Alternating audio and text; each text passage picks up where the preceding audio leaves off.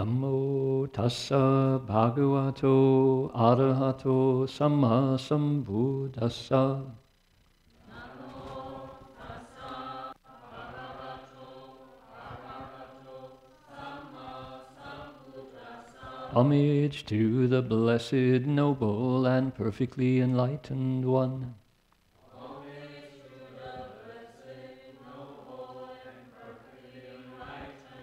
Namo saranto suchedoye holahuri sanmiao sanpatoshe. Namo saranto suchedoye holahuri sanmiao sanpatoshe. Wu shang shen shen wei miao fa, bai qian wan jie nan zao yu. Wo jin jian wen de shou chi. Yan Jie Ru Lai Zhen Shi Yi, the unsurpassed, deep, profound, subtle, wonderful Dharma in hundreds of thousands of millions of eons is difficult to encounter. Now that I've come to receive and hold it within my sight and hearing, I vow to fathom the thus come one's true and actual meaning. Venerable Master, Dharma friends, could we take it up just a little bit?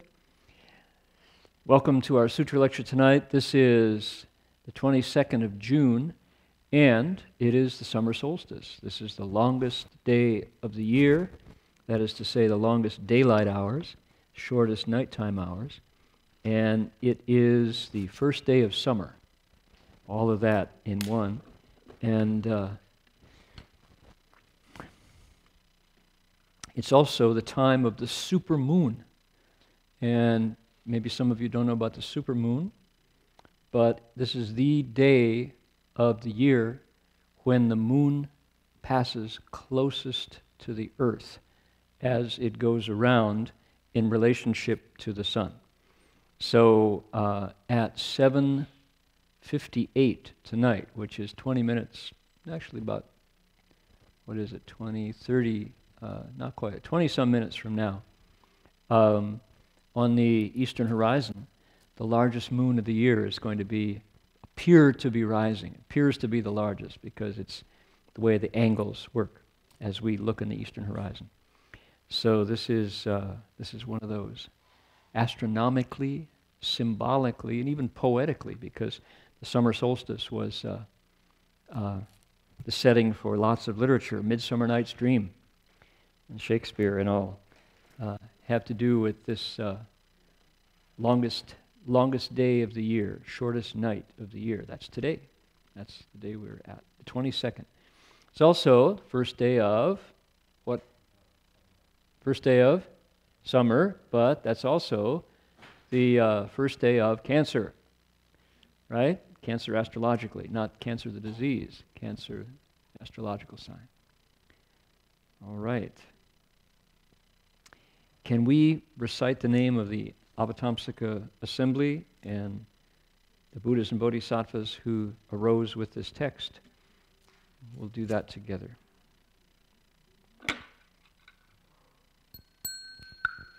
Namo Tafang Guangpo Huayan Ji Huayan Hai Wei Fo Pu Sa Namo Tafang Guang Fo Huayan Ji Huayan Hai Wei Fo Pu Sa Namo Tafang Guang Fo Huayan Ji Huayan Hai Wei Fo Pu Sa Namo Tafang Guang Fo Huayan Ji Huayan Hai Wei Fo Pu Sa Namo Tafang Guang Fo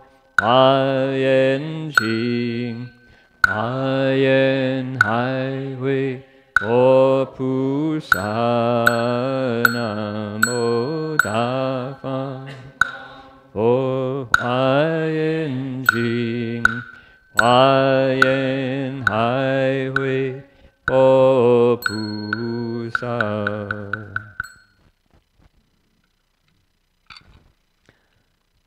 Okay, we have a flaw in our floor plan tonight, which is we have empty seats, and yet we have people sitting back without any seats, without any benches. And there are two reasons why. One is because nobody likes to climb over other people, and the other reason is because there's a bunch of benches over there that didn't get deployed. So I'm going to ask Nam and John. John is our go-to auxiliary man tonight.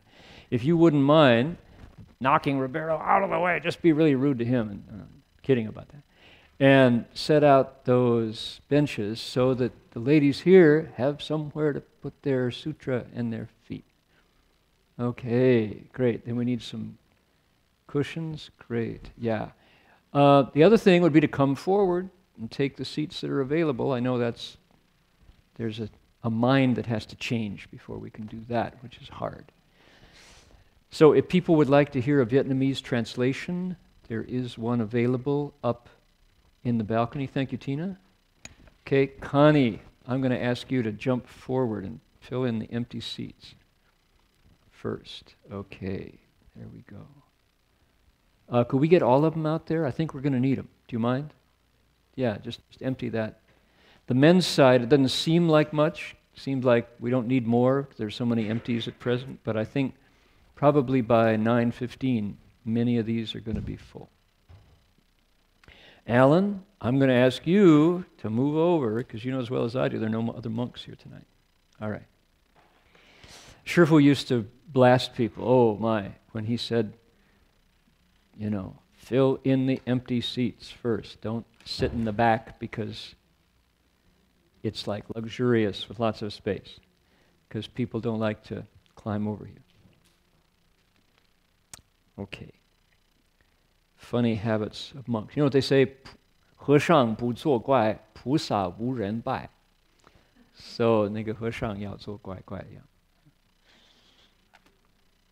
If the monks don't act weird, nobody will bow to the bodhisattvas. That's the line in Chinese.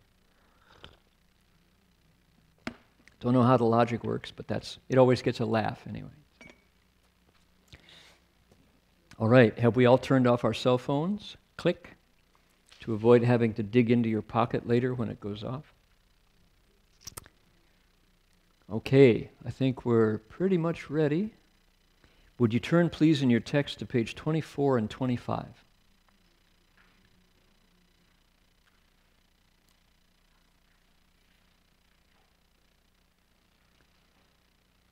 It was amusing last week, actually 2 weeks ago now. When we finished the lecture 2 weeks ago, someone who will remain nameless, one of our regulars, said, could you please not lecture on the text next week? Why? Well, because we can't be here. We have to be up at CTDB and we want to know how it comes out. I thought, now we're getting somewhere. That's great. If the lectures are so compelling that people can't bear to miss one, that's where we belong. So why is that? It's because the CTDB had the 18th observance of Master Hua's demise. And so everybody had to go up on Friday and Saturday to prepare for the 1,900 guests who came. It's the biggest event of the year at CTDB, has become this way, that people all come from the Bay Area and from farther away, from LA, from San Jose, from even Sacramento and Seattle some, to be with the assembly at CTDB when it's you don't want to say the anniversary or the celebration, when it's the day we observe our teachers entering nirvana, leaving the world. 17 buses came last year. So it was a big day, and it took lots of hands. So as a result, last week we had a small house, but a lively one. So what do we do with that request? Well, I want to honor that request. And last week knowing that people couldn't bear to miss the sutra, so we only lectured on one paragraph, and we finished at 9. We finished early. So what I'm going to do is repeat that paragraph, and it's the last one on our page, and go once over lightly, kind of reprise what we did last week, and then move ahead. So we're down at the bottom, last paragraph. And this is a verse, so I'm going to give a melody to it, and please repeat after me, and then we'll do the English together. Here we go. Pusa Chinshyo Bu Xie Dai, Pusa Chinshyo Bu Xie Dai, Ji De Shi Xin Jie Ju Zu, Zhuan Qiu Fo Dao Wu Yan Juan, Shi Qi Shou Zhi Du Zhong Sheng. Great. Oh, sounds good. Let's do it in unison, in harmony. Here we go. Together. The Bodhisattva cultivates diligently. He is never lax or lazy. He promptly obtains 10 mind sets and perfects them all. Intently seeking Buddhahood, he never tires or wearies, determined to ascend to rescue living beings. Okay. You'll notice we're nearly done. Got one page left. Then we're done with the 4th ground, moving on to the 5th ground. This is talking about a bodhisattva. Could be a he, but we could add an S to those pronouns. It could be a she. So half the room, numerically way more than half, could read this text and say, this is talking about me. I don't have to be in a man's body first. This could be me. The bodhisattva cultivates diligently. She is never lax or lazy. This is the 4th ground, the 4th stage out of 10. It's about vigor. Vigor. And vigor translates as strength. Our bodhisattva here is strong and vigorous. Why? Why is that? If you put it next to number 3 and number 5 out of 10, it makes more sense. Number 3 is patience. Number 5 is samadhi. Number 4 is strength.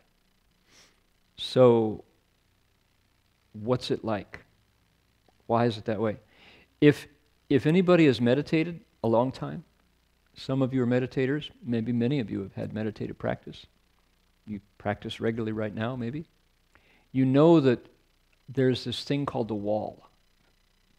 Athletes know it, swimmers, runners, bodybuilders, people who are doing anything at distance. If you run a half marathon or you're a bicycle rider, you know there's a place, even if you jog, you get to that place where your lungs want to stop. They want you to stop. There's a catch in your side, a Charlie horse. When you meditate, there's a pain in your knees, right, or pain in your back. And your muscles and your mind is saying to you, stop now, please. Or maybe it's not even polite. It's, stop now, you idiot. I hurt. Stop now. I'm going to die. Right? All the things that your nerves and maybe your emotions, your fear is saying to get you to not go that next step.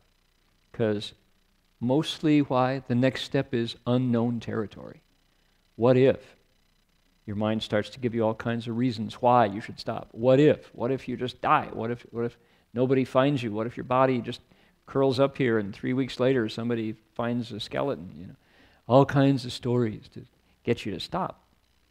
Sometimes it's reasonable. Why? Because the toxins are building up in your muscles.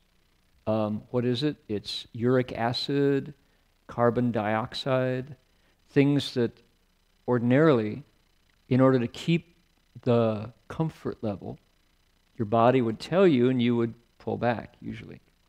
So if you athletes who know this state, swimmers get it a lot, skiers can get it. Anytime that you're repeating a process past the comfort level, you have choices. And one choice is to listen to it and stop, right? You just slow down. You stay within your comfort zone. What happens when you do that is nothing much happens. Not much changes. If you are training, and if you have a form, if you have a good Dharma, a good method, and you take that next step, what happens is growth. You can grow. You can do what's called progress. Make progress. You can progress or progress. Now, let's talk about the other side. Sometimes, if you take that next step, you do break. You don't die, but you can really do some damage. If you, for example, you're drinking. I know none of you drink. But let's say, a better example. You're eating ice cream. Now, some of us eat ice cream.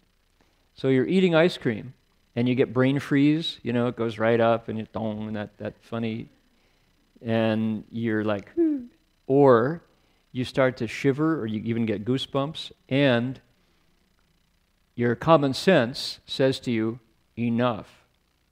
But guess what? You haven't finished your pint or your cone, and you got a double, triple dip cone, and you're eating it all yourself, and you've got half of it left, and you don't want to like throw it in the garbage or set it on the bench, or like you don't have a nephew or a niece to hand it to help you finish.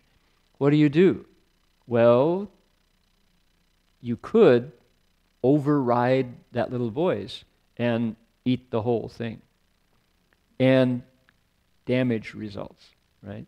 In that case, you know what I'm talking about. You get the idea. There's a whole bunch of circumstances where this would apply.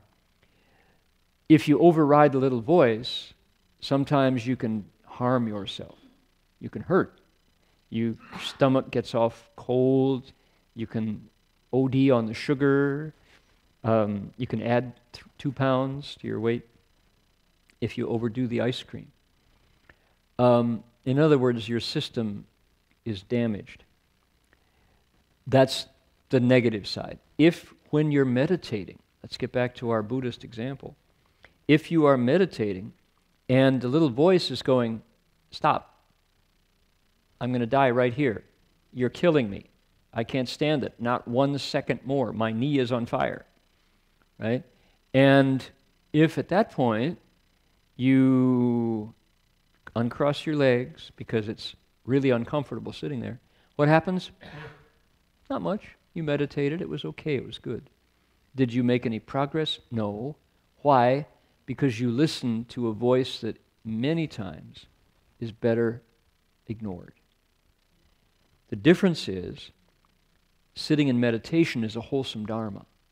That's a method, a technique that actually will transform you, will help you grow in wisdom if you can sit a little longer. So we have to know what's the right voice to listen to and the wrong voice to listen to. The thing about a wholesome Dharma, a good method, is it acts to put you in the shape of a Buddha or a Bodhisattva. Most of the Buddha images we see, the Buddha is sitting here like this, right? He's like, gong. Occasionally you see the Buddha who's standing like this, but mostly they're in meditation. It's because that Dharma, that shape, that method, takes the earth, air, fire, and water and consciousness of your living being's life, of your human life, and the word that we use is smelts. You think of something going into the fire like gold and getting the dross, smelt it out. What's left when you do that, when you go through that discomfort, is the essence, is your Buddha nature. What goes away is the ignorance, the afflictions, the emotions, the fear, for example, the conscious mind that is so strong in most of us, that conscious mind that's in there chattering all the time. I'm in charge. I'm really in charge. You better listen to me or else. You better, if you don't listen to me, well, just think what terrible things could happen. You know, and you go, okay. Meanwhile, I'm not done meditating. Shh. I'll give you a cookie if you'll shut up. I'll take you out for a walk to the ice cream parlor. We'll get some strawberry gelato later. Okay. Shh, be quiet. You know. Whatever it takes to calm that editor, to quiet the mind, to just override that voice. What happens is, when the bell rings, ding, and you're done, guess what? You didn't die. Your leg didn't fall off, right? You didn't go crazy the way your fear was telling you. Okay, what's the difference? The difference is patience and vigor. Number 3 and number 4. These two grounds, we're on number 4 now, are the key, the gateway, the doorway to what? To number 5, which is samadhi. Ding. Concentration. Meditative concentration. That's the way you get there. And now, number 4 that we're just about to finish here is sometimes called strength. It takes strength to get out there and cross your legs. Usually in the morning, sometimes at night, sometimes at lunch in the office, or in between classes at school. You go back to your car and you sit, or you find a quiet tree to sit under in between classes. That takes strength, vigor. You have to kind of get out there and do it. But there's inner strength, which is you just have to do it again. Do it again tomorrow. A lot of number 5 of samadhi comes from repetition. That's inner strength. So the vigor that this is talking about is a couple kinds. There's the vigor, physical vigor, just getting up and doing it, right? Sitting there. Instead of rolling over and going back to sleep, you get out and meditate. But more than that is the inner vigor that comes from putting yourself through it again. Now, that's really important as we understand number 4. The reason being, this is really boring stuff. Meditating for another hour, 2 hours a day again, you know, that's what could be more dead brain than that? Can't you think of something to do? You're just sitting there? Yeah, I can't. Actually, I think there's something at the other end of this process. So I'm putting myself through the training. I'm putting myself back in the smelting fire one more time. Because, you know what? What's really boring? Ignorance is really boring. Not knowing anything is really boring. Getting pushed around by my fears, that's super boring. Because why? It's the same old. It's the same old flavor, which is, I don't know. The thing about ignorance in the end is, I don't know. I don't know where I came from. I don't know where I'm going. I don't know what's the best thing to do in this situation. Most of the time I just wind up same old. Sometimes better than others, mostly kind of blah. That's the story. And the more I run for pleasure, the more I run away from pain, the more confused I get. And you know what? I'm getting older, and I still don't know. I just get older, and I don't have a clue. And in my relationships, somehow the relationships always wind up behind the 8 ball. You know that phrase, that chungyu, behind the 8 ball?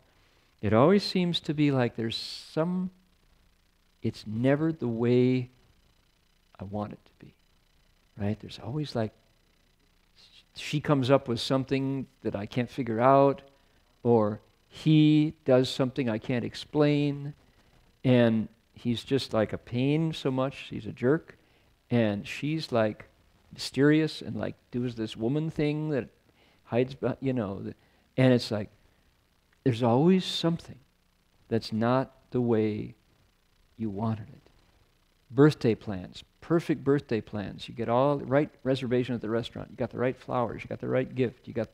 And then out of the blue, flat tire. Or a phone call. Somebody needs you at the hospital. And it all goes away. And it's not the way it was supposed to. There's always that little something that goes, that makes it not what you thought. That's boring, right? To have it always be kind of like karma, which is this result of my behavior in the past that just shows up out of the blue on the horizon, and I have to go with it. That's the same old. So the Bodhisattva goes, yeah, I've tasted that. It's the same old stuff. Maybe if I can sit here a little longer, one more time, maybe I'll turn the wheel just a little bit. Things will be different and different. Maybe. So, this is called cultivation.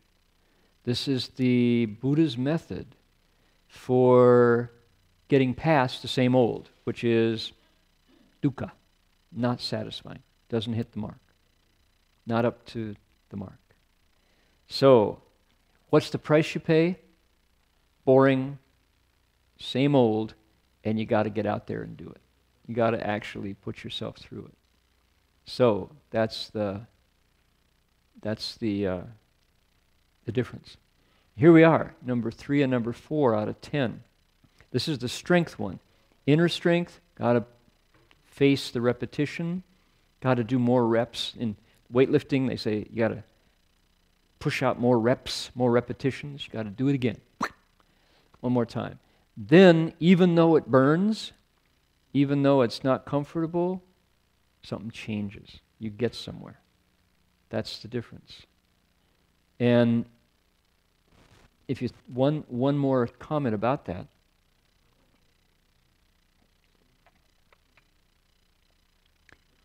This experience of facing the boredom and the pushing yourself to the limit, it's an inner experience. You yourself go through it. You have to do it.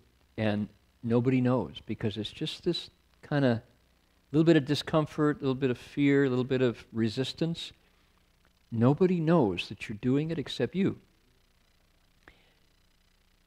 Except if you look behind this method, there are 10, 100, 1,000, 10,000, 100,000, 100,000 times 10, 100,000 times 100, 100,000 times 1,000, 100,000 times 100,000, 100,000 times 100,000 times 100,000 people throughout history who have done this and had the same experience that you are having as you sit there and have gotten results. If you want to look at the lab report, at the track record, the Buddha Dharma's track record is impeccable. 100,000 people try it, 100,000 people get results. That's why it's called a fa. Fa means a method that you can fa, that you can take the noun to a verb. You can model yourself after this method and you'll get results. It's the method for taking ordinary folks like us and turning us into sages who have wisdom and compassion and who stitch themselves back into the fabric of humanity. We rejoin Indra's net through this method. And at the other end of that is, guess what? Not lonely. Not lonely. If I know I've kind of, what am I riffing on here? I'm kind of doing a discourse on vigor and strength that comes from patience and head towards samadhi. If I had to say the number one what do you say, problem. The number one issue for thinking people, for conscious, aware people, is what? Loneliness. That loneliness is not just, oh, it's Saturday night and I don't have a date, so I'll go to the monastery instead. Not that.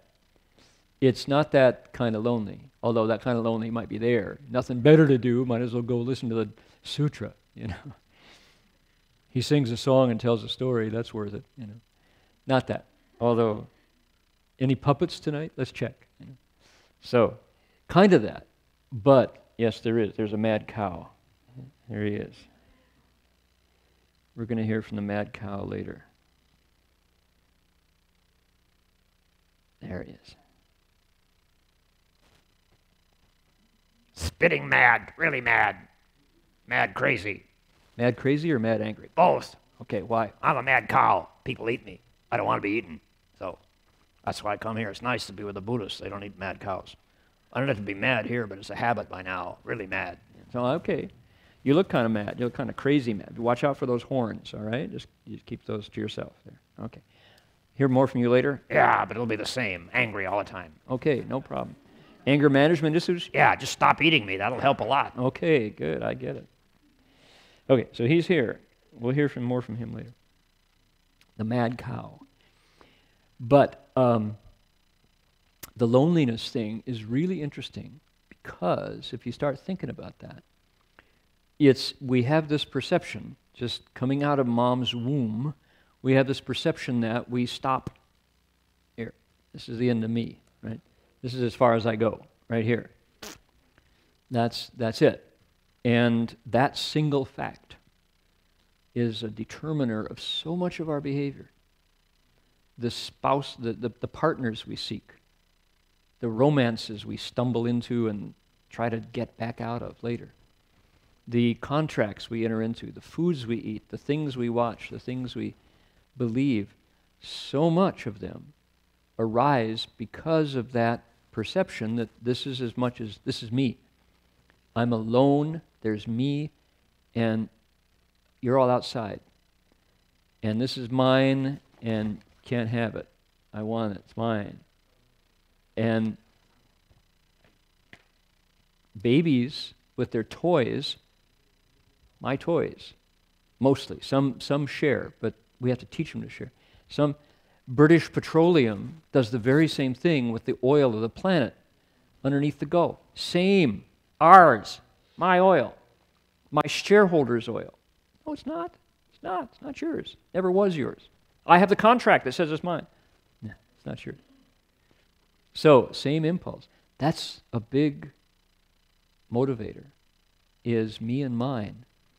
That every Buddha, every sage, every bodhisattva who's ever used this patience and vigor, these two, being there when it hurts and coming at it again. Everybody who has done that wakes up to a single truth, which is what? Not alone. Not alone. That's the teaching of compassion, right? So, what is the purpose of wisdom? Wisdom allows you to go past the surface to see what's really going on underneath the surface, if you think of it as directional, right? Well, what the Bodhisattva discovers is that everything is shared. The wisdom says there is no me to begin with. That's what the Bodhisattva and what you will realize after patiently sitting through the pain, vigorously doing it again until you get to samadhi, and the samadhi works on the mind and the thoughts, and you see, oh, by golly, it's just like they said, we're really tong ti. We're really sharing one big body. And that awareness of lonely is an illusion. It's a delusion. But boy, do we have it until we enter samadhi and get wisdom. We really do. That's my mom. This is me. I'm not my mom. That's my dad. That's me. I'm not my dad. Yeah, there is this perception of I am my skin. I stop here.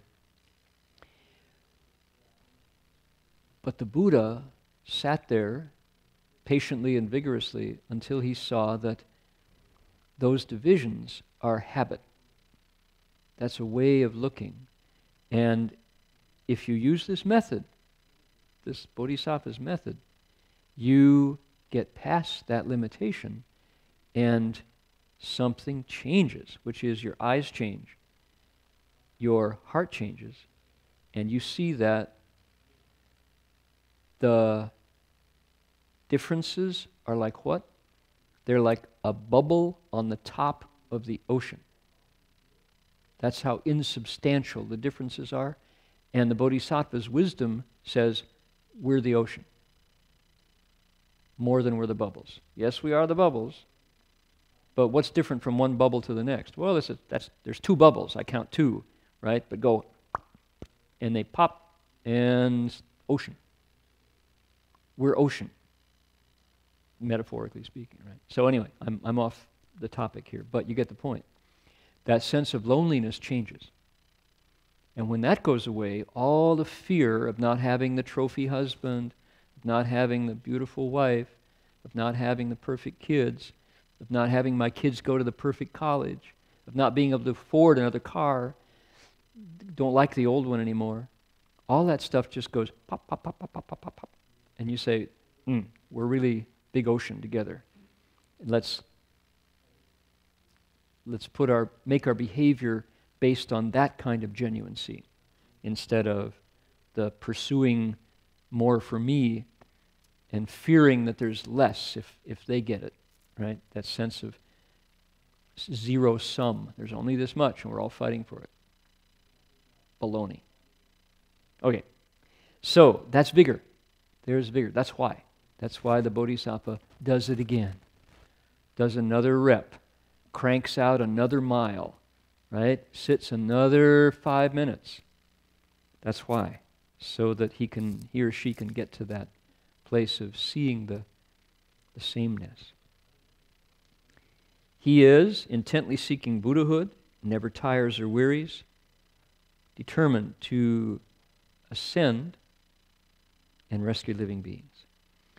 Line 3, promptly obtaining 10 mindsets. We went through that at great length last week. It's in the text of the fourth ground. Turn over to page 26. Any questions or comments about what I just said about vigor and patience? And go for it. Hey, we got a mic. Way to go. When you're talking about the pain, when you get meditation, that kind of things, what I get is sleepiness, like drowsiness, and also the feeling where if I sit here longer, it's not going to go anywhere. Is that also part of it too? Okay, everybody hear the question? When you're meditating, there's a variety of states that can happen. And tell me your name. Trin? How do you spell? Trit. Trit's question was about what happens when you sit there. And my colleague, who I meditated with a lot, Marty, got pain. I got drowsy. Both are afflictions, right? Both are not meditating. My experience of sitting was it didn't hurt much. I could keep my legs in full lotus a long time, but pretty quickly it was like, and start doing the penguin bobbing, you know, the duck, where he's going, like that. We're both meditating, sitting next to it. He's got a very different state than I do. So both are affliction. Both are not calm. And everybody has a different combination of physical flexibility and mental, drowsiness. What you discover if you sit, our monk, Master Dashing, you notice is not here tonight because he is doing just that.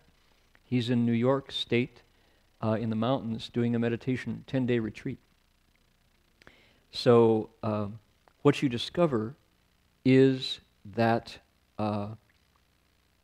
this is my answer to your question, if you are in a form, if you're in a method, if there's somebody, for example, keeping time, right there, the timekeeper has got his clock, and that incense is slowly burning down, and you know that it's not going to go past 60 minutes. Where he's doing, they do 40-minute sits. Zen Center does 45, I think. We always did 60. We were the Marines of meditators, boot camp. 60 minutes. It's hard to sit 60 minutes if you're used to 30. Sitting 35 is hard if you're used to 30. So, but you know that incense is going to burn down, the bell's going to ring, and you can stand up. Okay? So you're not going to die. You know that, first of all. So there's an outer limit to it. If you are in a situation with a rigid form like that, and the pain starts at 30 minutes, you have a challenge. You know, you're going to have to wait that extra 30 minutes while it hurts, go through the pain. Everybody has a different set. If you're slowly progressing to where you can sit for 50 minutes, then that extra 10 minutes is not as hard. It still hurts. It's not quite as bad. So you progressively stretch your ability to sit if you're talking about meditation. What you'll discover at a certain point is the pain comes from your thoughts. And that's so counterintuitive. The pain in your legs comes from your mind. And people who sit who have been through it will acknowledge that. Hard to believe because it sure feels physical. Sure feels like my knee's about to explode, or my back is like aching like mad, or my drowsiness is just a cloud, It's all made from your thoughts. And there's that story that I told before about meditating on Thanksgiving. And I meditated with my colleague Marty every night for 2.5 years outdoors. And we were sitting in a Plymouth station wagon in the back, Plymouth, with the seat down. And on Halloween one night near Santa Barbara, we were meditating, and Marty was having a very hard time with his pain in his legs. It was just 212 degrees, just burning. And I was nodding like that. It was about 9 o'clock. And suddenly there was this huge boom on the side of the car. And it was a sharp report. Somebody had walloped the car bad, and we kind of rocked. Suddenly we're like both like that. And I kind of poke him, and he goes, I don't talk, right? And so we're like, nothing happened. We're so far, we're like miles from any town. If anything wants to eat us, we're dead meat, We're dinner for whoever wants to eat it, because we don't fight and we don't have any weapons or anything. So if something that big is going to get us, we're got, So we're sitting there, and then boom, a second time, like this. And we're both like that. I'm not sleepy anymore. I'm thinking, Guanyin Bodhisattva, pick up the phone, we're calling, And Marty is like that. And nothing happens. And after about 10 minutes of sitting there, I hear him laughing. He's going, oh my God, oh. Laugh, you idiot, what are you laughing at? Now I got a crazy monk as well as some murderer who's trying to kill us. So we're like, no, he's laughing. And he lights the lantern, the kerosene lantern, gets out his journal and starts to write. And I can't wait to read what he wrote the next morning. So get up, dawn, the day breaks, and we do our morning chanting. Sun rises, and we think, you ready? Okay. Open the door, go out to the side of the car, and here are 2 huge pumpkins, jack-o'-lanterns. Somebody scored the car with 2 pumpkins. It was Halloween. They threw these large jack-o'-lanterns, trick or treat, boom, against the monk's car. It was 2 pumpkins. It wasn't a murderer, right? So, like, we're going, oh boy, okay, thanks a lot. And I get his journal, and he says, it's all made from the mind. After the 2nd pumpkin, my knees didn't hurt a bit. He had something else to think about, which was he thought he might get eaten any minute or killed. So the pain in his knees, no problem. And that's what he was laughing about, was how amazing it's made from the mind. Who would have thought, right? Made from the mind. So, but you have to have something bigger than the pain, which was the fear of being eaten, pushed all the pain in the knees out of his mind. So, you know, it's funny like that. But that was a dramatic proof of that principle, the knee pain. Now, mind you, there is a time when, athletes will tell you this, that if you push past a limit, you can hurt yourself. I haven't heard of many meditators who like permanently injure themselves by sitting through till the end of the sit. But your mind will tell you, I'm dying. You know, help, you're sadistic. I thought Buddhists were compassionate. Why are you putting me through this? You know, your mind gets really dramatic, telling you why you should put your legs down, you know.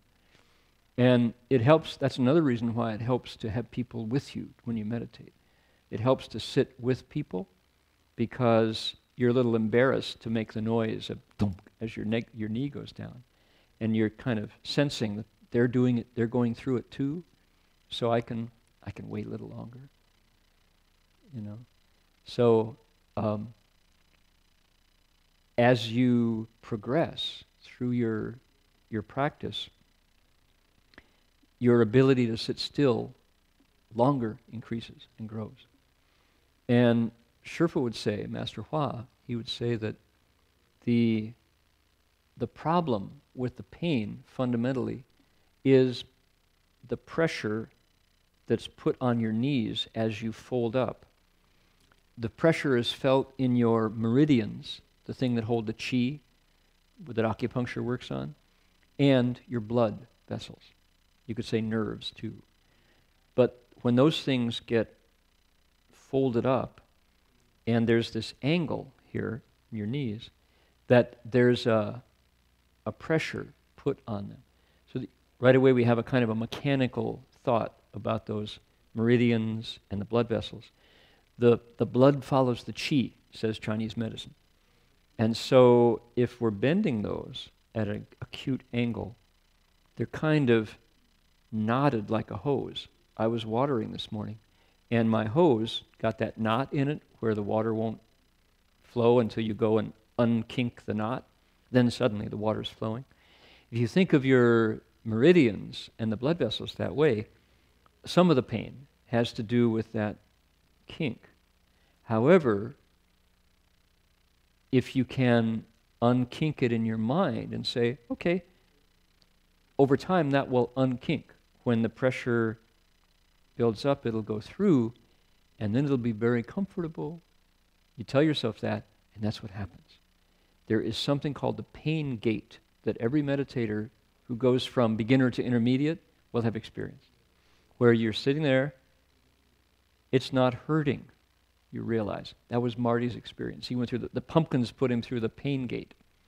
And we all, after that, we thank the pain pressure pumpkin bodhisattva who, you know, came and helped Marty through his pain gate with a pumpkin. So it's like, I've just been meditating for 20 minutes without a twinge. Wow. And as soon as you have that thought, guess what? It starts to hurt again. Why? There's an eye, there's a pain. But if you're just doing it, you're just sitting there, and your thoughts are much quieter, no pain. So it's very subtle. This is you and your mind going through this experience called being patient, being vigorous, entering samadhi. Then there's a time when it's all so smooth, you go from coarse to fine. If you remember what it was like when you drove your first Volkswagen, Anybody here from the age of 40-cylinder Volkswagens? Okay, a couple of us, we're that old. I used to tune up my own 40 horsepower Volkswagen engine because no computers to mess with. Just, it's all analog, right? When that was running good, it was like that, right? If you've ever listened to a Ferrari, 12-cylinder Ferrari, you turn it on, it goes, right? Versus, right? When you are a beginning meditator, you're the Volkswagen. It's pretty coarse. There's lots of exhaust, and you kind of crank on that spanner till you get it just about right. When you're entering samadhi, that very same Volkswagen becomes a 12-cylinder Ferrari. It's very well tuned. And before you know it, you're 0 to 60 as soon as you cross your legs. Like that. Wow, I can really meditate now. Of course, I'm mixing my metaphors, but you get it, right? Oh, you car people, you understand. We're Americans. We understand cars. We do cars in this country. So if I say BMW, you'll go, got it. So that's what it's like. And the only way there is patience when it hurts and vigor to do it again when it's boring. And if you do it over time, pretty soon it's like, wow, huh. And then you get a piece of counter evidence, which you go, what? Somebody said to Master Empty Cloud, our teacher's teacher, who was famous for being able to cross his legs and sit still for 30 days, right? Master Shuyan could sit for a week, sit for 2 weeks, sit for a month, longer, and everyone's going, say that again? How long? He could enter samadhi and sit there for days on end. And he's famous, amazing monk. And I remember somebody came up to him and said, but Master Shuyan, when did your legs stop hurting? And he said, what do you mean stop hurting? They've always hurt. And you go, what? Oh no, it's going to be like this the rest of my, How, if they're always hurting, how do you sit still for a week? He says, yeah, I'm alive. When it hurts, I know I'm alive.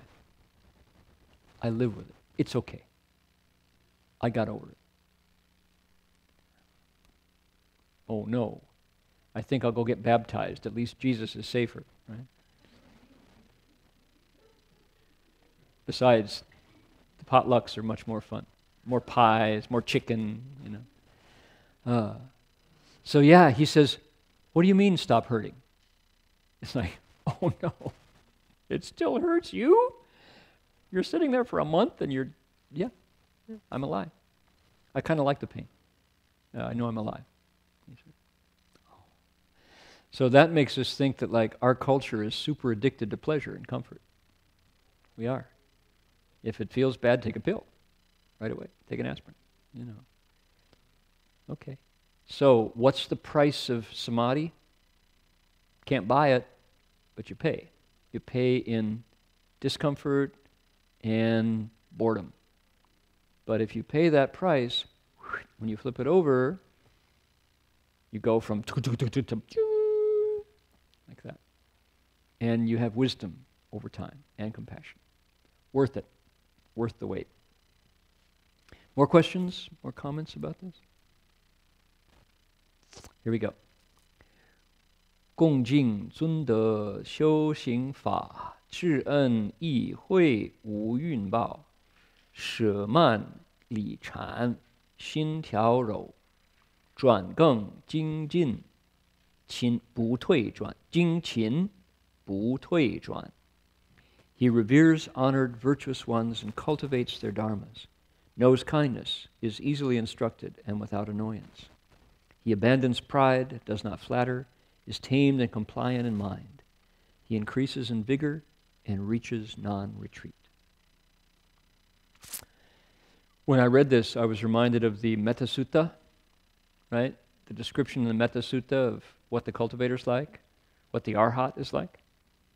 How does it go? You want to hear it? You want to hear it? This is the Buddha's, all of you psychotherapist types, this is the Buddha's psychological inventory of what an arhat is like. Here we go. This is what should be done by one who is skilled in goodness and who knows the path of peace. Let her be able and upright, straightforward and gentle in speech, humble and not conceited, contented and easily satisfied, unburdened with duties and frugal in her ways, peaceful and calm and wise and skillful, not proud and demanding in nature. Let them not do the slightest thing that the wise would later reprove, wishing in gladness and in safety, may all beings be at ease. Right?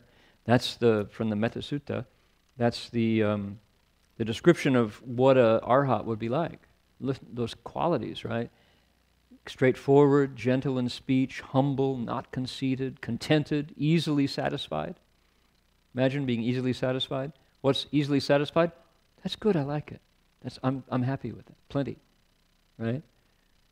Not high maintenance, not demanding. Not proud or demanding in nature. Not somebody who's like, hey, I'm walking here, get out of my way. You know. You know who you're talking to. You know. Yakuza, right? All the Korean and Japanese gangster movies you see, it's like, you're looking at me, you know. You know who I am. No, I don't know who you are. I don't think you know who you are either, frankly. What? So, yeah, not like that. Instead, it's like, what's it like? You revere honored virtuous ones. Here is somebody who likes cultivators and people with wisdom. Why? Because they know things. And he needs to know things so he can teach people the Dharma. He cultivates the Dharmas that he hears. This is somebody who seeks the Dharma and puts it into practice.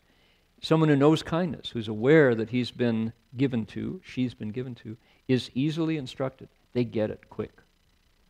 They learn without annoyance. If things don't go their way, you know what? Okay. I'm saving my virtue because I'll need it later. I'm not going to get upset when reality doesn't please what? My eyes, my ears, my nose. This person has been through their senses. There's nobody there. There's nobody home in their senses. What do you mean it's got to be just one way? That would be such a lot of effort to make it, to struggle with reality.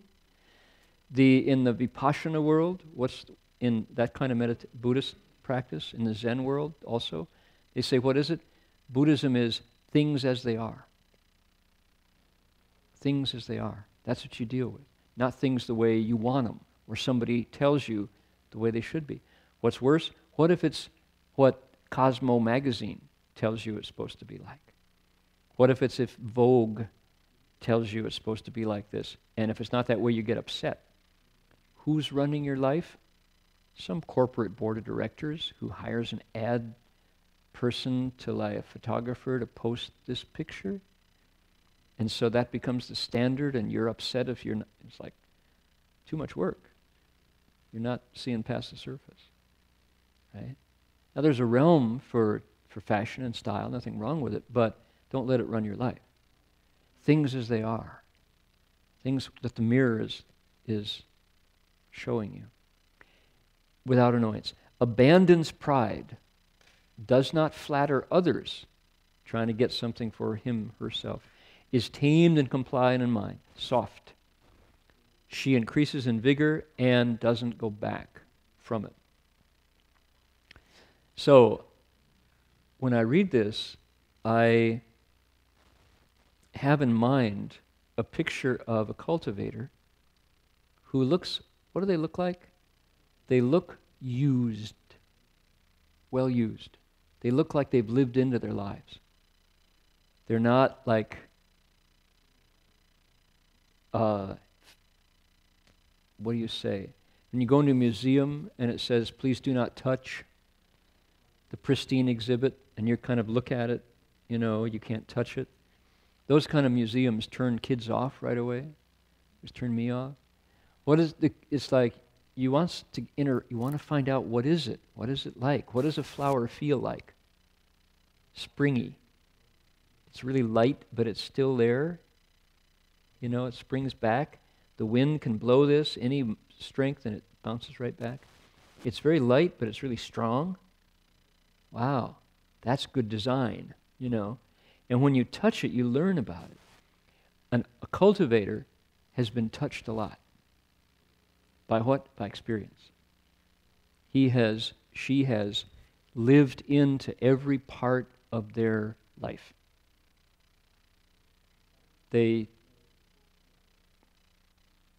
cultivate, they transform every part of their life. There's no edge of their mind that they haven't explored. Cultivators shine light on all the dark spots in their life. So there's no shadows left inside. No ignorance left. They know. They've been sitting there watching their mind come up as they sit. Man, oh man. You want to abandon pride and be tamed and compliant in mind? Go bow for a long time. Those of you who did the 10,000 Buddhas repentance, I bet that there were moments, maybe many moments, when things came up that you had forgotten. Things came up that you wish you could still forget, right? Things from your childhood, things from maybe from last week that you did that were just like, oh, how could I have done that? I sure did. I forgot all about it. I'm ashamed. Okay, in my journal, Master Hua instructed me to keep a journal when I bowed. In my journal, I had a page of shameful events, I called it. Shameful events. Things that at the time when I did them, they made sense, but as I looked back and thought about them, because what I did after I did these things is shoved them away. And when I'm bowing, because when you're bowing, you're like this, right? Where are the muscles that hold down all of those memories? They're relaxed and open to the sky. The bowing position is very much like the fetal position in the womb, right? Your knees are bent, they're up to your chest, your head is down by your knees. When was the last time you were like that? Well, for first 9 months of your life. You were like that, and probably a few times afterwards, but not very often. When you bow, you go back to the fetal position. In our style of bowing. The Tibetan is out, and the Theravada is from the knees. But we go standing down to the fetal position and back up. And that process exposes your back, and it makes your chest protected. So things that you muscle armor away during the day, no, I'm fine. No problem, everything's good. How do you do? Nice to meet you. No, I'm happy, You cross your legs too. It's like, yeah, pleased to meet you. How do you do? I'm blocking as much as I can. It's like extra layer of armor. When you're bowing, all that goes away like this, right? No weapons. Notice, nothing I can draw because I'm like that. What happens is that armor goes away and the stuff on your mind comes up to the surface. Bowing is your own psychotherapeutic method that works. It brings up the contents of your mind to your awareness. Does it ever? My shameful events page, I got it to this day. And there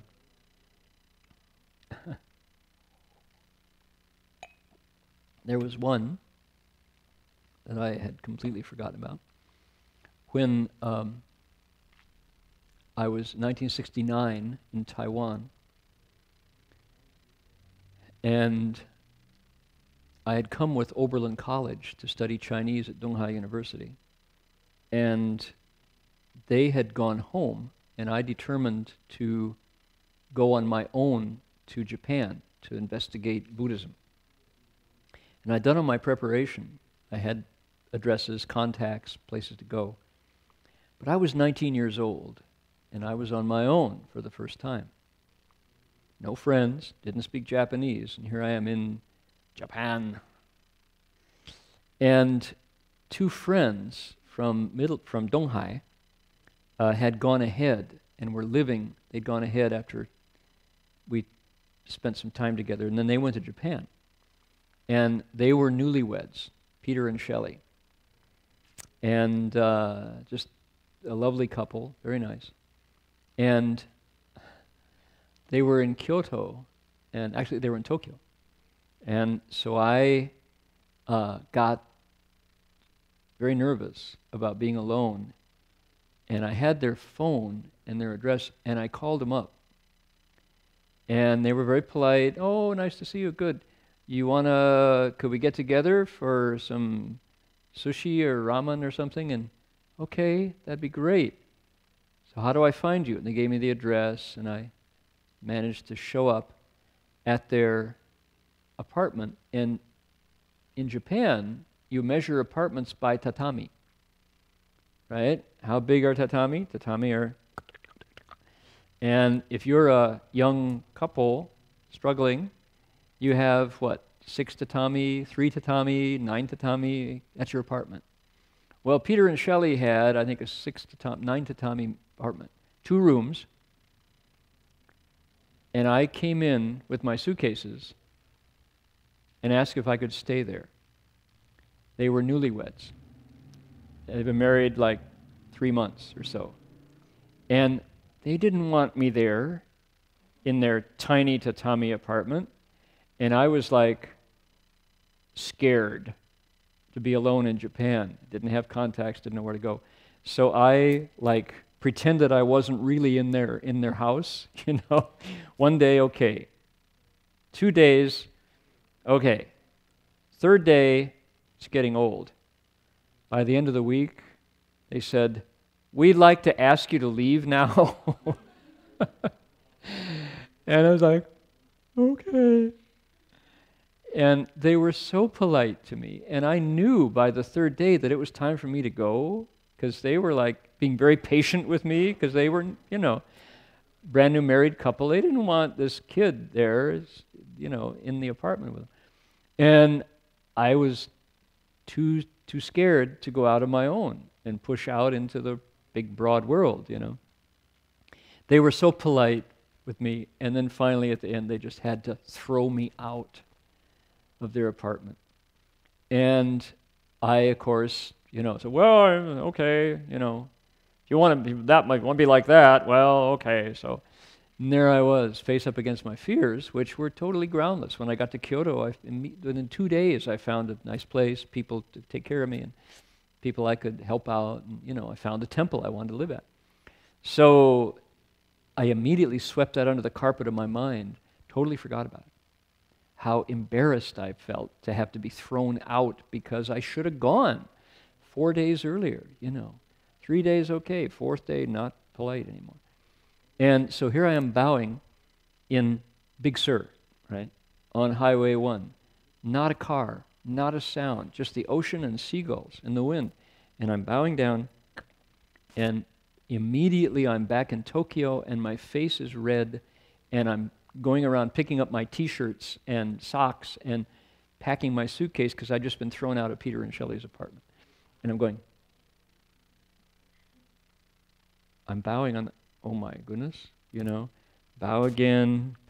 And of course the state is gone at that point. But for that moment, I was in Tokyo, my face was red. I could feel the shame, I could feel the temperature, I could hear their voices and my own reaction.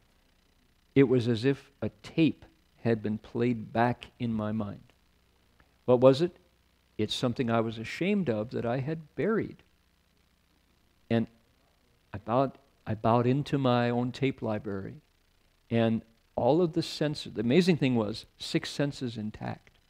I could smell it, I could taste it, I could feel it, I could hear it, I could see it, and I felt it all at once, and bowed down. And I stood up and said, oh, that was so embarrassing. Why? And I thought, well, you were scared. That's called being afraid. Okay, So I bowed down. I said, I'm sorry, Peter. I'm sorry, Shelley. I apologize to you, Christopher, for, putting yourself in that situation. That was embarrassing. I would do it differently if I could do it again. I would have stayed a couple days and gone on. So that's this amazing experience. That what does it do? It's hard to be humble when you think, it's hard to be proud when you think of those things. Humble. The cultivator on the fourth ground has been shining the light of his wisdom on every corner of his mind. All these things, bit by bit, come up. Because why? He's actually cultivating. He's bowing a lot.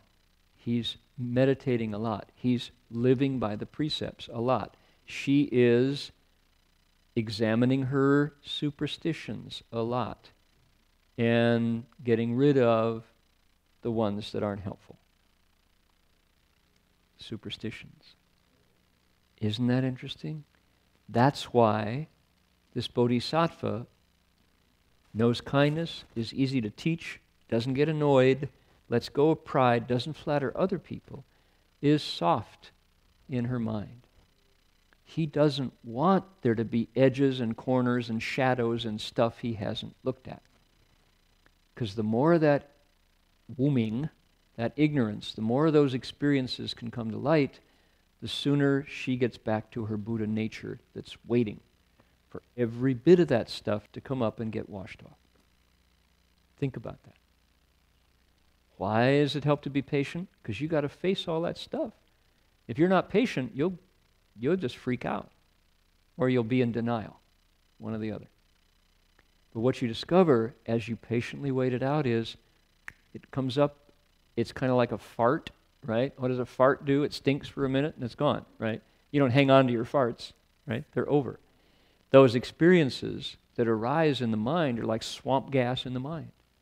It's stinky and you say, oh, I don't want to do that again. I hope next time I won't be so selfish as to, I'll let the newlyweds have their bedroom back, the way they deserve to be together, not with a third party. 2 is company, 3 is a crowd, right? You bet. The third one is a crowd. So that's the experience. That's why the bodhisattvas soften their mind. Not soft-headed, but not hard-edged. Let it go. And it's gone. And I think in that experience, that karma, if you can repent of those things, I think they're gone. Now the question is, did you learn a lesson not to do it again? Maybe in the same situation, I'd be back doing the same thing. Who knows? Maybe not. Maybe I've learned my lesson. But I believe that that's how repentance actually works. That you're working in there, you're plowing the ground, you're breaking up the big clods into smaller clods and adding compost, mixing the metaphor here. Adding compost to the garden. It used to be hard soil. Now it's like really tilth, T-I-L-T-H. It's usable topsoil. Because you've been working on it. Any seed you put into that will grow. So it doesn't help to hold on to these arrogant attitudes. They're just in the way. They're all as false as the memory that rose. Not true, but real. Funny, huh? Make sense? Does that kind of, anybody relate? Okay, moving on down. 菩萨住次眼慧地，起心清净，永不失。悟界决定善增长，以往垢浊悉皆离。When the Bodhisattva stays upon this ground of blazing wisdom, his mind is purified, it's never lost. His enlightened understanding is decisive. His roots of goodness increase and grow. The net of doubts and turbidities are completely left behind.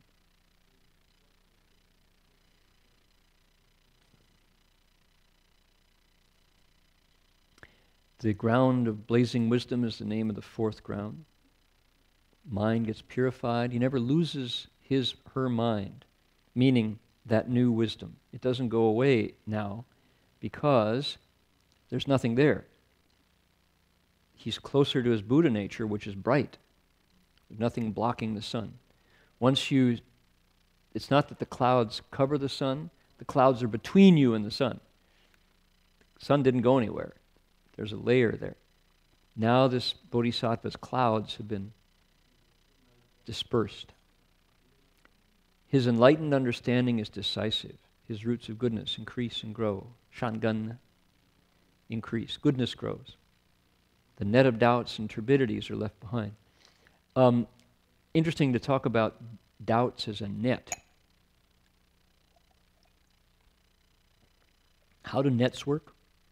They're these little strings that you catch yourself in. You see a bird or a fish in a net. Once you're in the net, if you don't get caught on this over here, you get caught over here. And you can't, the more you struggle, the more it binds you. Doubts are like that. Doubts are a major affliction. They're one of the 5 basics. And they're just in the mind. They're just like strings on a net. And if we can decisively cut through them, then we're free. Wisdom cuts through doubts. Doubts are bodhi, but you have to flip them over. You have to see through them.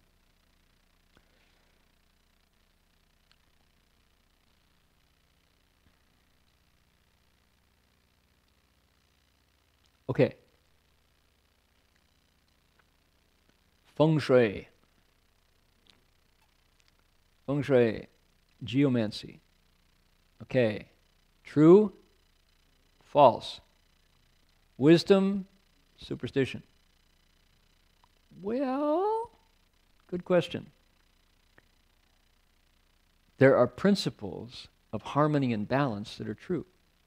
There's a level of physics, of resonance, vibration, where Feng Shui works. Just like what? Like the I Ching, the Book of Changes, works in that realm. Astrology works in that same realm of vibration. Things harmonize or they clash.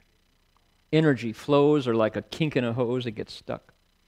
All right? So there are principles in Feng Shui that are useful and valid. They help you understand how energy harmonizes or doesn't harmonize. And if you adjust it, you get things back.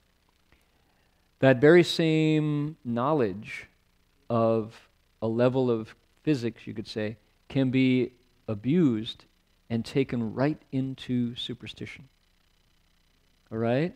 So, somebody's mom is rearranging their bedroom for them and says, okay, you got to put the bed here because why? You have to keep your head to the north, right? Feet to the south. That's the only way you can sleep. And you say, but that's really ugly. Put the bed there, it doesn't work. I don't like the room at all. You know, makes me unhappy. You got to do it because why? I say so, says mom. Otherwise, you never know. Bad stuff can happen. Right? Ding, ding, ding. What's that? That's called fear. Bad things will happen if you don't, what? Make the energy accommodate with what the formula said, right? You say, but mom, I'm already unhappy. No, because the bed is ugly. Doesn't work there. I don't like it there. Oh, but you gotta because, you know. So that's where doubts get in the way of clear seeing. What's the point? Feng Shui is a way of seeing that is a principle. All right? Do it this way, it's in harmony. This way, it's in conflict. What if there's competing principles? Then you got to have wisdom, right? So if you insist that it's one way because that's what the formula says, but the result is affliction, it's not the way to do it. Some people cultivate Buddhism to the point where they're totally afflicted the more they cultivate, right? It's like going fast down the wrong road. I may be lost, but I'm really moving. You know that bumper sticker? I might be lost, but I'm really making time, you know. So yeah, right. The point of cultivation is not to get afflicted. Connie? Say again? Yeah, yeah, I think so. Feng Shui is a set of principles. And at heart, there's something there. But you can turn something wholesome into something unwholesome as soon as you get fighting, greed, seeking, selfishness, benefit, or dishonesty in it. How does it become dishonest? When you say, "Oh, I see your house doesn't have enough fire." Okay, hang up this mirror over here in the corner, and there's the fire right there. That'll be $300. I just happen to have one. Aren't you lucky? Here's the $300. They got the check. You hang the mirror, the feng shui master gets $300, and nothing changes. So that's where you take a principle, which is fire should be balanced in the right place. Don't put the stove in front of the door, etc. Don't put the bathroom in the living room, Don't put the toilet in the east, etc., etc. There are some basic principles that are there, but you make them go bad as soon as you insist on them, as soon as you don't see the whole picture, as soon as you do it for profit motive, etc. I was an astrologer when I was a grad student, and I really enjoyed seeing how people interacted, and I got pretty good at being able to look at principles on the chart as a symbolic description of people's harmony, and I turned professional astrologer, and all the joy went away. It still kind of worked, but not the same. Why? Greed and seeking and self. 3 of the 6 guidelines came in right away. I wanted something from it. I wanted money. All the joy. I could do it, but it was like mechanical. The spirit went away. The principles got polluted by the clouds of greed. So, can't insist on stuff. Anyway, okay. So, the Bodhisattva's mind is purified, it's never lost. Her enlightened understanding is decisive, her goodness grows, the net of doubts, the turbidities are completely left behind. They're no longer covering the nature. They don't come back. All right, 3 more paragraphs here, and 2 more that we don't have translated. And we're done with the 4th. We'll finish next week. Okay, can we transfer the merit? Do you have your chanting sheet that came with your sutra there? That has the dedication of merit on it.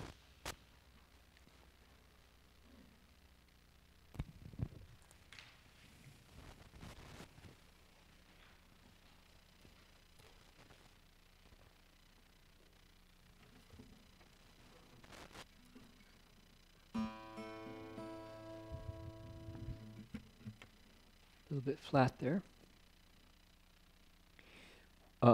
If you there it is.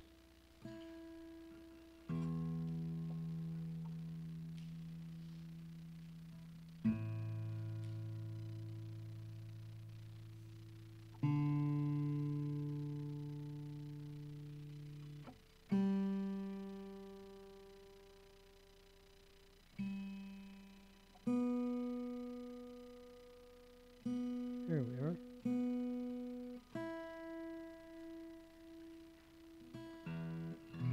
Much better. So,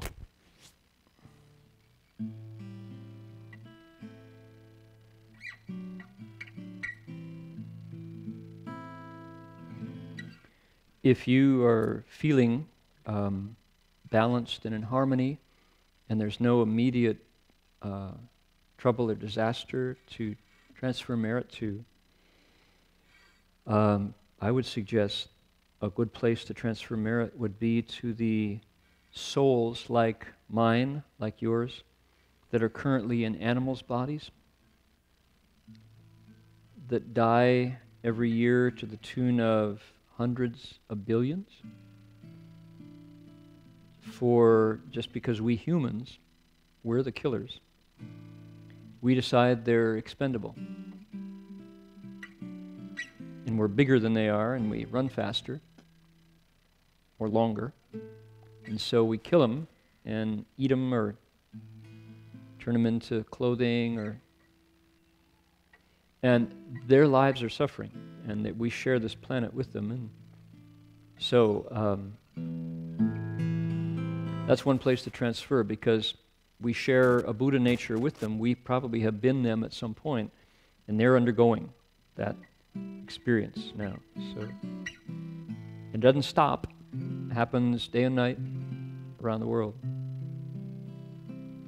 So if we can transfer merit, that their burden be reduced. And also for the people who do the killing, they're heading towards the other end of the stick. They're heading towards being killed because of the killing they do. So there's a good place to transfer merit.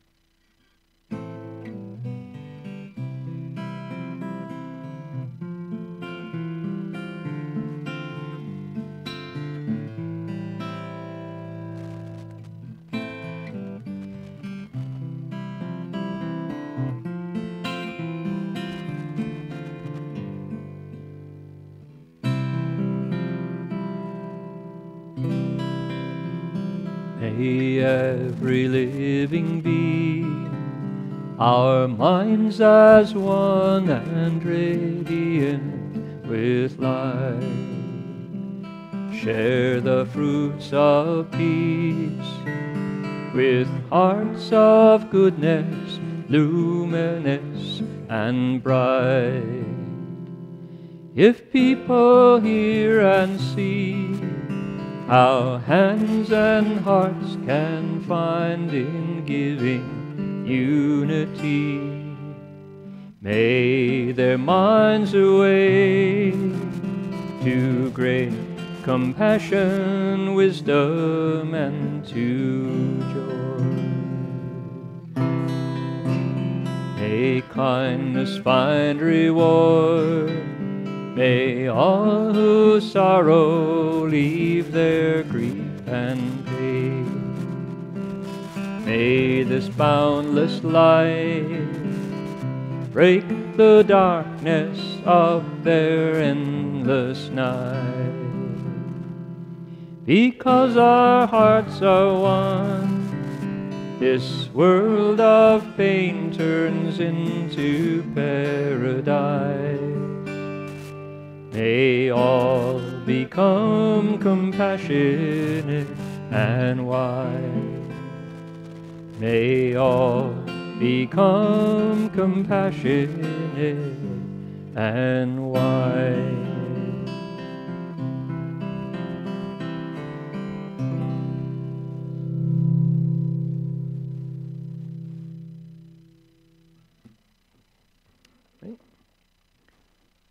Could you turn in your songbook to page 87?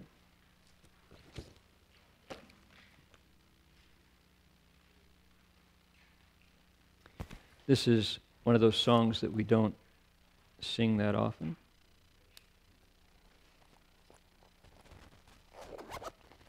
Because it's a bummer. It's not a happy song. And I've asked the Mad Cow to explain it to us. He'll guide us through the song. Make a commentary to it. So, how does it go? You know as well as I do, I can't read. Oh, well, that's a point. But I think you probably know this song in your heart. Can I lick it? Maybe if I lick it, I'll get it. No. Doesn't work by osmosis. But this is a song about you. All right. Well, why don't you help me? Okay, how about if I read it for you? Yeah. And you can move your mouth and pretend like it's you. Okay, that's a good idea. Here we go. In this Kansas City steakhouse, there ain't much for me to eat. The choices on the menu let me choose 5 kinds of meat. Yeah. Keep your breadsticks and your salad. I got the hungry vegetarian blues. That's too true. It's really painful, especially when one of the menu choices is my leg. Yeah. I was attached to that leg, whether you know it or not. When you get it, it's called steak. Yeah. Yeah. All right. That's my leg. Okay. So go ahead. Yeah. All right. If that entree had a mother, don't feed it to me. If you chased it before you cooked it, I would rather set it free. I got the cooking without cruelty, hungry vegetarian blues. I kind of like this song. That's good. It's kind of, because my mom, she loves her kids. I remember her fondly. And people say she was a cow of rare good taste.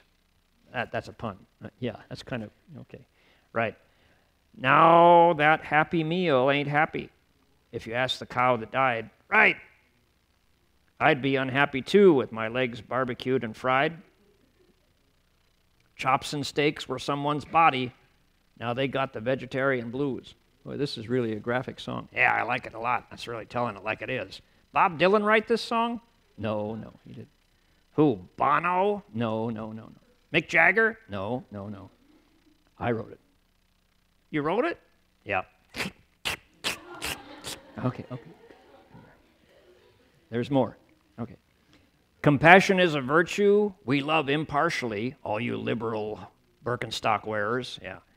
Until it's time for dinner, then we discriminate, you see, between our pets and our pot roast. You got the sad-eyed vegetarian blues. Yeah. You call this one dog, you call that one beefsteak. Yeah. Well, hypocrites. Oh, that's really mean. Well, it's my body. Yeah. Okay. So, you going to memorize it? Once I learn to read. Okay, good. Yeah, well, maybe we can make a revolution in those Kansas City steakhouses. Yeah. We could start by, we're actually getting our revenge, one cancer case at a time. Yeah, right. One heart attack at a time. We get our revenge. Of course, by that time, it's too late. We become your body. How long since you had some steak? Good for you. Okay, great. The mad cow. Yeah, he's pretty good. Okay. This song, you know why I decided to sing this tonight? We have goats out back. Did you all know this? We have neighbors who's got 4 goats over on Roosevelt. And very nice looking goats. The parents are big, tall goats, and they're 2 babies. Babies are always butting each other, and they talk 24, all night long. And I'm getting better at it. Maybe I was a goat, or will become one, I don't know. So these, they're out there, and Ron was here, Ron Epstein today, and Ron said that he has a relative, I think it's his sister, who raises specialty goats, raises for goat milk and goat cheese and stuff. And I said, wow, that's neat. He says, yeah, it's not so great, because why? All of the karma of killing that has to do with the goats. And I said, what do you mean? He says, well, all the boys. What do you mean? He says, they have to kill the billy goats. You can't have a lot of billy goats. You only need one. What about all the other boys? And just hearing that, the reality of it set in. How many bulls do you see out in the field? What happens to the other boy cows? Shh, don't listen. You only need one bull. Make all the cows pregnant. What if you had like 10 bulls? They're all fighting for each other. Too much trouble. Kill them all. It's no fun being a billy goat. Bad luck to be a bull. The realities of livestock. You ever think of that? Like when he said it this morning, it was like, oh yeah, I never added that up because I didn't grow up on a farm. Check the sex of the little calf coming out. If it's a heifer, you keep it. If it's a bull, bye-bye, bull baby. Baby bull. Bye-bye, billy goat. Kill him. So I added a verse to the song. It's called, It's Bad Luck to Be a Billy Goat. In this Kansas City steakhouse, there ain't much for me to eat. The choices on the menu let me choose 5 kinds of meat. Keep your breadsticks and your salad, I got the hungry vegetarian blues. If that entree had a mother, don't feed it to me. If you chased it before you cooked it, I would rather set it free. I got the cooking without cruelty, hungry vegetarian blues.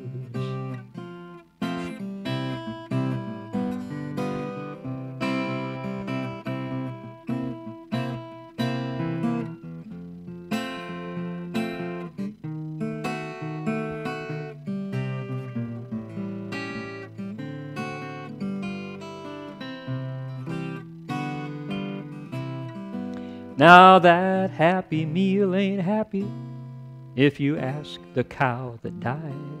I'd be unhappy too with my legs barbecued and fried. Chops and steaks with someone's body, now they've got the vegetarian blues. There we go. That's on the bar.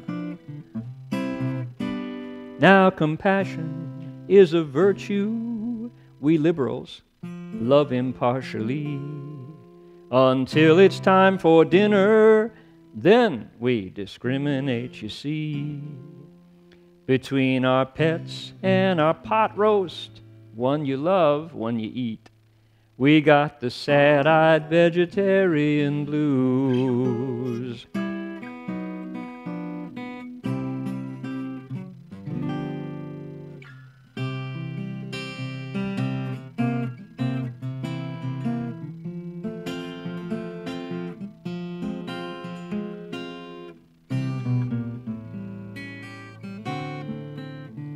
I got the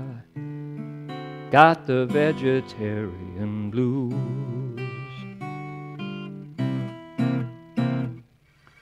We're missing a verse. We got to get that bad luck to be a baby bull in there somehow. Bad luck to be a billy goat verse. So. Okay, so some songs are not quite finished, but now what I wanted to do quickly before it gets too late is flip on the projector and flip off the lights, because I want to show you all something.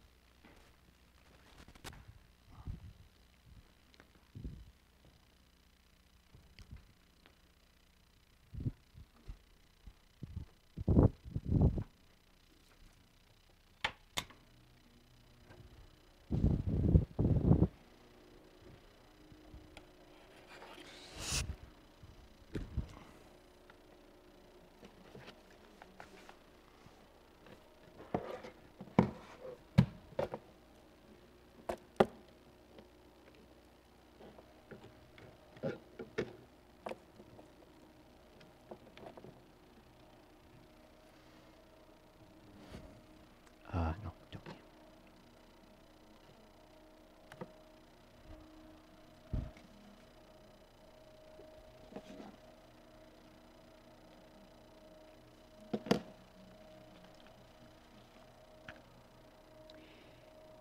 Now, what I wanted to share with everybody is two things. The first is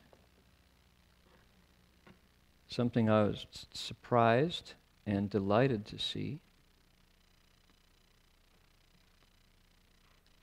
This changes our resolution now. We gotta tame our projector.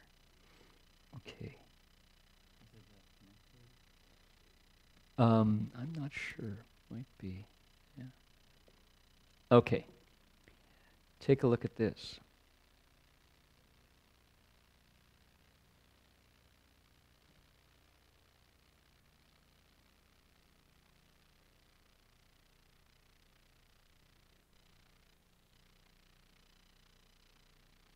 That's not going to do it. Here, we'll do it here. Watch what I type into Google.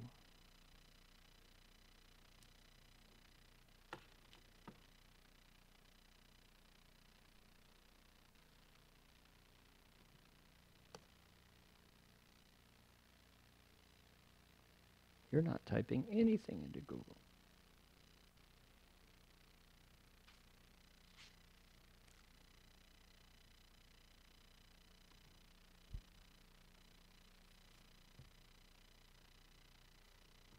Bill Gates advocates vegetarianism.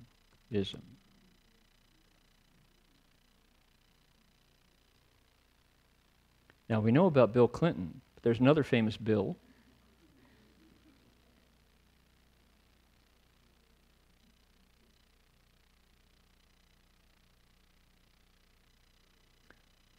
There we are, coming right up.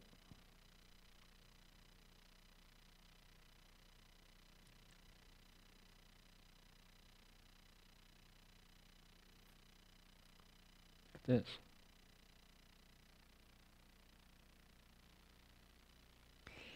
Bill Gates has done a lot since Microsoft made him the world's richest man. He's no longer exactly the world's richest person.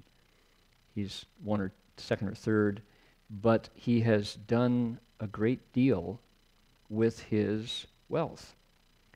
He is now, from a business point of view, this is what's so interesting. Billionaire Bill Gates is a vegetarian who has become a vocal advocate for plant-based diet. Gates says a vegetarian diet is healthier and more environmentally friendly than a meat-based diet. And he notes that the production of meat is responsible for over half the greenhouse gas emissions in the world. Now that's from a bottom line point of view. It's not for compassion, but it's very effective. Here's Bill's quote. Moving towards a vegetarian diet is important, too, in light of the environmental impact of large-scale meat and dairy production, with livestock estimated to produce nearly 51% of the world's greenhouse gases, he said on March 21st. So, environmental. That's where he's coming from. That's why he's advocating vegetarianism. The environment. He says if you eat vegetables, you're doing more than if you change from a Hummer to a Prius. You're doing more for the environment. He says, the global population is on track to reach 9 billion in 30-some years, 37 years. What are all those people going to eat?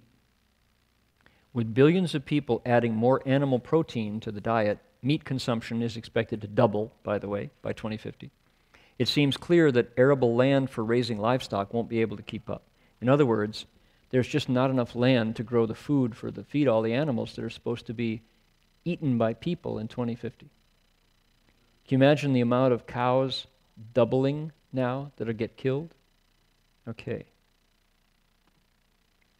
Gates, the co-founder and chairman of Microsoft and co-chair of Bill and Melinda Gates Foundation, regularly blogs about the future of food on his website, on his blog. Bill says, now here's where you get the Bill Gates that we know and love, the inventor. He says, there are great innovations taking place in food production that can create delicious plant-based meat substitutes that mimic the taste and texture of meat. What is he advocating? Suro. Jiarou, right? Which is mock meat. Mock meat. Food scientists are now creating meat alternatives that truly taste like and have the same mouthfeel as their nature-made counterparts. All this innovation could be great news for people concerned about health relating to overconsumption of fat, salt, and cholesterol. So Bill is on the right track here. He's using the right language. Gates, 57, says the innovations can also help with hunger relief efforts in poor countries. In 2012, Gates Foundation announced plans to invest in genetically modified agriculture to combat world hunger. Oops. While the move has been criticized by some, including me, Gates insists a plant-based diet is the cornerstone of superior health, hunger relief, and is better for the environment. Quote, There are thousands of plant proteins in the world. Many have yet to be explored for use in production of meat alternatives. I'm hopeful that we can begin to meet the demand for protein-rich diet in a new way. We're just at the beginning of enormous innovation in this space. So he's pushing us towards using technology to feed ourselves. In other words, high-tech food, plant-based, meat alternatives. Isn't that interesting? That's the way Bill would do it, but man, I'll take it. If we have Bill Clinton and Bill Gates both saying plant-based diets are where it's at, okay. That's a lot of Bill power, a lot of firepower. Who agrees? Okay, right here.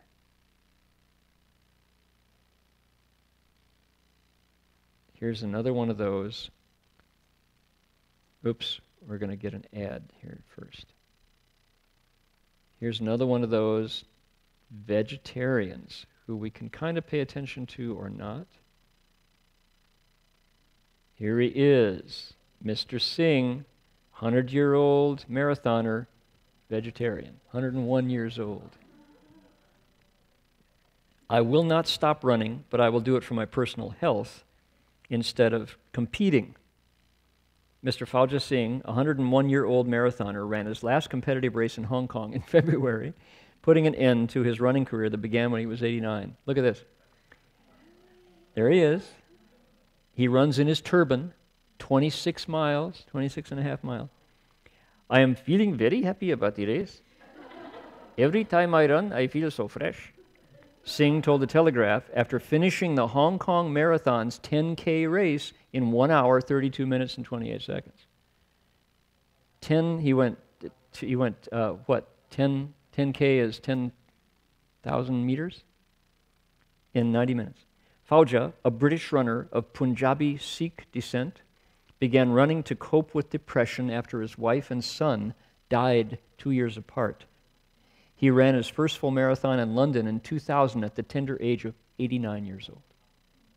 Singh was a farmer in India, has completed 9 26.2 marathons. London, Toronto, New York. He clocked his personal best time of 5 hours and 40 minutes at the 2003 Toronto Marathon. While he has been touted as the oldest marathoner after completing a Toronto waterfront marathon, Guinness Book of Records hasn't officially recognized him because he doesn't have a birth certificate.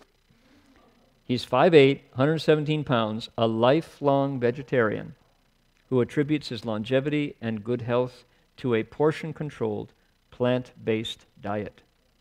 It's the dal and the rice. In the Sikh religion, we eat to live, not live to eat. Fauja told PETA, Sikhism does not permit followers to eat any animal that has suffered. You need a balanced and wholesome diet. It doesn't matter how nice to look at or sweet food is. If your body can't digest it, why eat it? In many parts of the world, people are dying because of starvation, while others are dying because of overeating. My solution is eat what my body needs. While Fauja won't be running more marathons, he'll continue to run to stay fit. I feel I must retire on a high, he said. I will not stop running, but we'll do it for personal health. Isn't that something? Look at him. 101. All right, David, we're looking at you. Look at that. You got years to go, man. Years to go. Don't quit. All right. How interesting. Aren't you glad you came tonight to find out about all that? Okay. Something else. Last thing I wanted to share with you. Da Xing and I went down to Highway 9 on Thursday to meet with our local neighbors down there. We have a place in Highway 9. We have some property, and somebody has dumped trash on it. There are those of us in the room here who remember. John Foe will remember. Kai will remember. Highway 9. We went down there back in, 2000 and 2001, 2002. Somebody has done this to it. You'll see my beautiful photographs of trash. What a great photo of those tires thrown out. This is you see the trash here and here thrown down. Ordinarily, it's a beautiful forest, right? Until somebody comes along and dumps their sofas.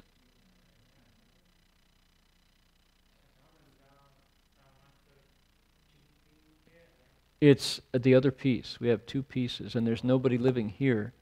We had a gate, nice metal gate, padlocked, big steel gate, you know, hard to move. You had to like really push. Somebody stole it to sell for scrap metal. They used a cutter and cut through. Who does that? Meth heads. Sell it for scrap. So once the gate was gone, the road was open, and dumpsters came in, saving the dump fee, and they dumped an entire jacuzzi, which weighs about 800 pounds. So you can see the problem. There's lots of trash, and it's really ugly. And so Santa Cruz County wants us to move it bad, and the neighbors who use this piece of land for their biking and hiking want to help us out. So here's our neighbors. Here is Wes, who's 86 now. He exercises an hour every day. He pumps 17-pound dumbbells up and down for an hour, you know, does incline board and jogs. This is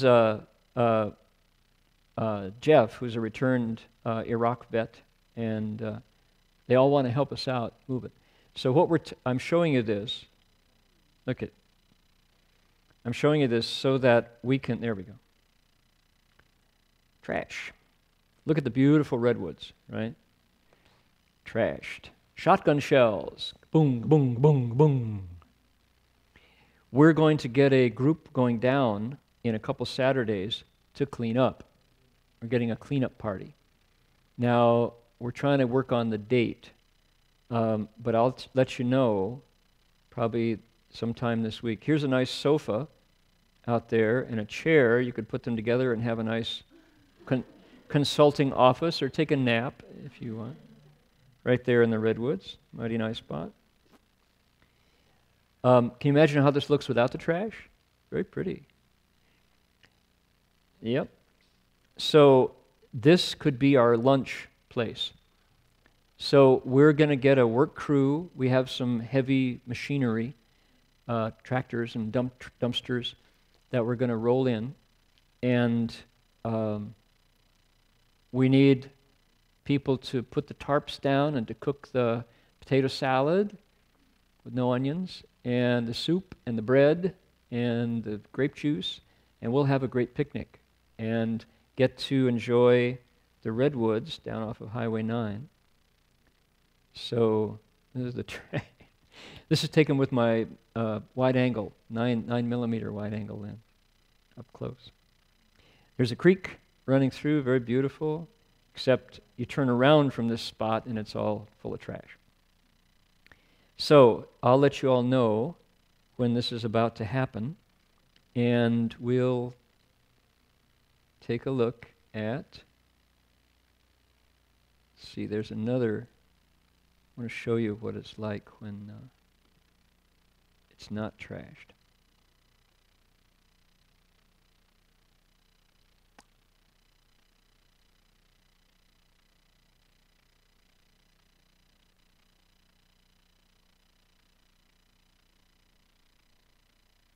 Is this, yeah, here we are.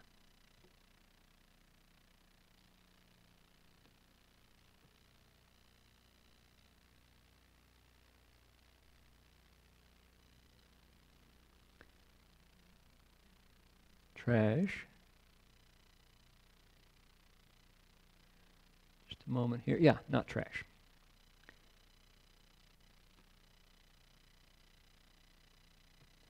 These are trees that have been here since the Buddha's time. Oops, sorry. Not what I wanted to do. Go away.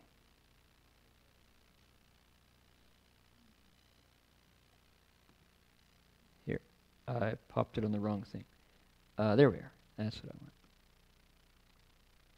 These are trees that grow only in California. When you look up, it looks like that.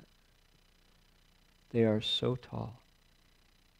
And the light inside them is red and green. Red-green light. I have pictures of 2 trees that are first growth, and these are very rare because most of this has all been chopped down. Here's what it looks like when you walk down the road. These are raw, they don't have the contrast, but these are ancient, ancient trees. And on our property, we have 2 that are first growth. I think I've got a picture that, yeah, here we are. There we are. Those are original. They weren't cut. And they've been burned. And they're still very much alive. Spiritual trees, spiritual living beings that happen to be wooden. And these trees are, they are homes to all kinds of living beings. Shifu visited these trees. Master Hua stood here and looked at these and agreed that there was a xian ren in one of them and a long in the other. There's a dragon in one and a immortal in the other. The mortal's asleep at the moment. So, interesting. Magic trees. So we're going to go down, and I don't know the date yet. It's going to be hard work for some of us, whoever goes, and we have to figure out driving and all. But I'll let you know when, and people who want to put in some dirty hot work. It's the bathroom situation is not convenient and all. So if you don't like roughing it, this is probably not the trip for you. But if you do, or you can contribute food or driving, we'll let you know. Probably go down at about before 6 and probably come back in time for lecture. It'll be a full day. Okay, just to let you know.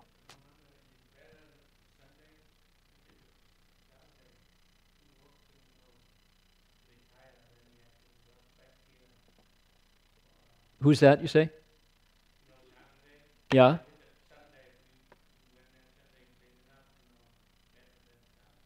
Better for you, not better for me. My Sundays are on the road, so yeah. It's not going to take a lot of people. It's going to take coordination, because can you hold on one sec?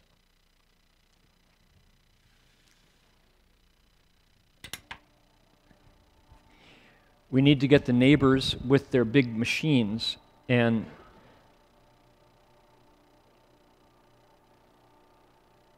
there we go. And then it'll work. But we'll let you know. We'll see. And if it all goes well, we can do it on Saturday and Sunday next time, once it's clean. The idea is to get it clean so we can enjoy it, right? So we will have more trips down on Sundays when I'll try to time it when I'm not going to CTDB and not spending the night there and translating. Okay, Tuesday night is tea and Dharma. If you've never been, this is a perfect time. Tea and Dharma is what we do the last Tuesday of every month down on 4th Street. And there'll be music, songs, puppets, stories, and some of the best tea you've ever drunk. So that's 7:30 Tuesday night at Tion's. And otherwise, our classes are ongoing. And Dashing Fasher will be back in a week. So I'm here holding the fort this week. People who offer lunch, please adjust the proportions. Only one of us. Otherwise, any more announcements?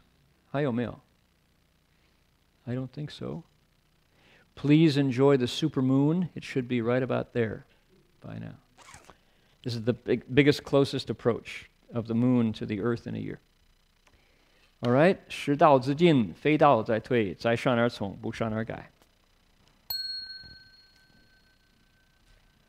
Get up slowly if your legs are crossed. Don't jump to your feet until the circulation's back. Here we go.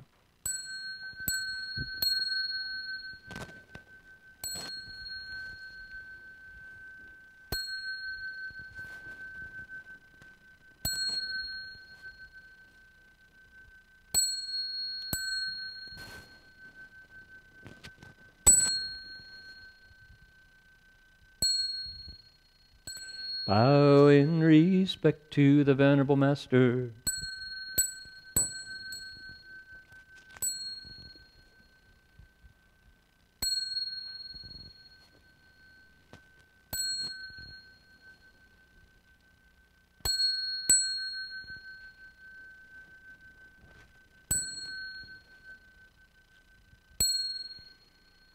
Namo Da Fang Guang Fu Hua Yin Ji Hua Yin Hai Fo Pu San